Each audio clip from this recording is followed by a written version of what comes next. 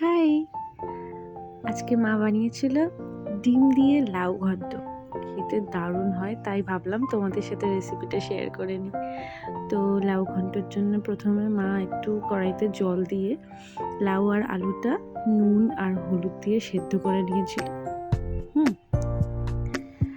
আর ঢাকা দিয়ে just 15-20 minute রাখলেই সেদ্ধ হয়ে যায়। আর লাউ সেদ্ধ হওয়ার পরে যে জলটা বেরিয়ে সেই জলটা তোমরা রেখে দেবে।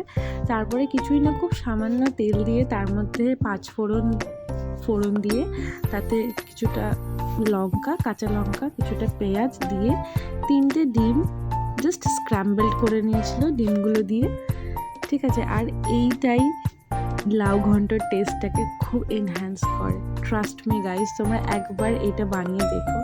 আমি জানি না কার বাড়িতে এটা হয় বা হয় না, যার বাড়িতে হয় না তার বাড়িতে তাকে রিকোয়েস্ট এটা একবার বানিয়ে দেখো। মানে যে লাউ খাও না সেও লাউয়ের প্রেমে পড়ে যাবে, কথা দিলাম। তো যাই হোক, এটা স্ক্র্যাম্বলড হয়ে গেলে তার মধ্যে একটু হলুদ গুঁড়ো, কিছুটা আদা রসুনের পেস্ট, কিছুটা ধনে জিরে একসাথে গুঁড়ো করা, আর এটা মা দিয়ে দিচ্ছে হচ্ছে শুকনো লঙ্কা জলে একটু গুলিয়ে রেখেছিল। আর দেখো তেল একদমই নেই, মানে মা রান্নাটা করছে একদম খুব সামান্য তেল দিয়েছিল। আচ্ছা, এবার ওটা কষানো হয়ে গেলে সেদ্ধ করে রাখা লাউ আর আলুটা জল সমেত ওর মধ্যে ঢেলে দেবে। এবার তোমরা যে যতটা ঝোল খাও সেরকম ঝোলটা রাখবে। এটা একটুখানি কমে আসবে ঝোলটা।